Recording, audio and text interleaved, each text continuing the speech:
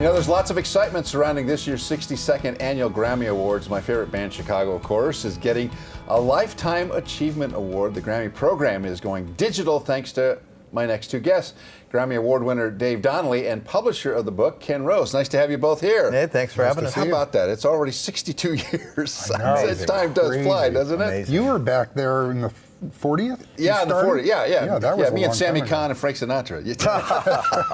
Exactly. And you're the only one still with us. That's all right. Yeah. Well, it's great to have you here. I'm excited about the Grammys because I think the Grammys are the best show on television, Ken. Well, thank you very much. I think they do a fabulous job. Ken Ehrlich, who's been doing it now for just about 40 years, is retiring this year. Wow. And he's a wonderfully creative guy. He's very high energy, and he does an amazing job. It was nice to see you, by the way, on the Critics' Choice red carpet. Yes. And I brought you a copy of the Critics' Choice book, which thank you you. may not have gotten. One for Lisa, too. I was hoping to give it to her directly. We enjoyed the Critics' Choice. We were on the glad. red carpet and really enjoyed it. Thanks very much. This is really cool. Prior book, to the show this year, we did a FYC, for your consideration book, for film and television, so that the voting members could get an idea of who was up for awards. So, just to show you, these books are come with a lot of work, and this is what you do for the Grammys. You publish the Grammy book, Yes, sir. which is different this year. Tell me how it's different. Well, it's going to be the same in that it's going to be distributed in print to all of the attendees of the event.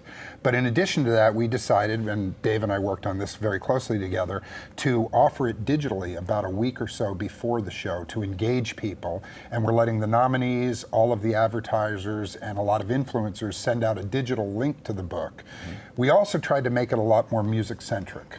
Okay, so we have a lot of advertisers that were in there that are congratulating the nominees and things like that. We wanted it to be the yearbook in music as opposed to a traditional advertising vehicle. So, and you mentioned Dave. Now, Dave is a Grammy Award winner. You saw him with in the story with the Alan Parsons Project. Yes. You won a Grammy with Alan Parsons. And he wasn't there. And of course he wasn't. He's been to the other ones. Yeah, The ones exactly. he's nominated 13 times, never won. So, so tell me a little bit about what the Grammys mean to you.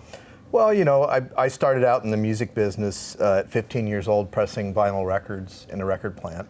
You know, losing fingers and all these other things. They came back. Yeah, they did. They grew back, and you know, throughout my life in the music business, my father was in the music business. The Grammys were always the pinnacle, you know, and you always wondered, am I ever going to be in a position to win one? And the time that you feel most likely that you won't, you do. And so I think Alan's a testament to that. Alan is a testament to that, and you know, and it is a milestone, and it does mean something that you get the recognition from your peers. So it was an amazing experience. It's right here. This is We're both voting members. And you are. I take it very seriously. We listen to everything that we're going to vote for. I have voted for things that I didn't particularly like, but were brilliantly done.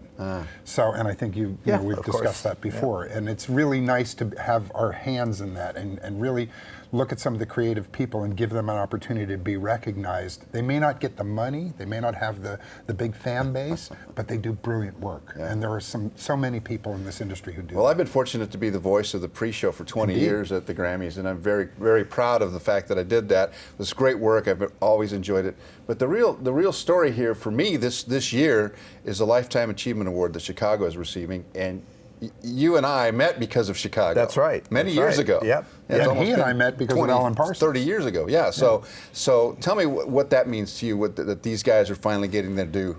Well, you know, it was a long struggle for them to get in the Rock and Roll Hall of Fame, and I think that was like breaking the dam open, that they finally got the recognition. I mean, that was really one of I think the first two records that I think I ever bought was Hendrix, Are You Experienced, and the first CTA album. Right. And so I've been a fan of theirs forever, and then when I was approached to actually work with them back in the early 90s or late 90s. You're mastering their albums, right? Mastering their albums. I mixed all the bonus tracks for their albums, and for them to now be recognized in this way is thrilling. I'm really happy for them. And their vendors all came on board and have a big presence in this year's program book. Even the University of Notre Dame Of came course, through. they love Notre Dame. Yeah. Notre Dame loves DePaul them. University. Three of them went to DePaul. DePaul, that's right. And Notre Dame spelled out Chicago, the logo of Chicago, on the field with the marching band. At a halftime show. And it's in the book.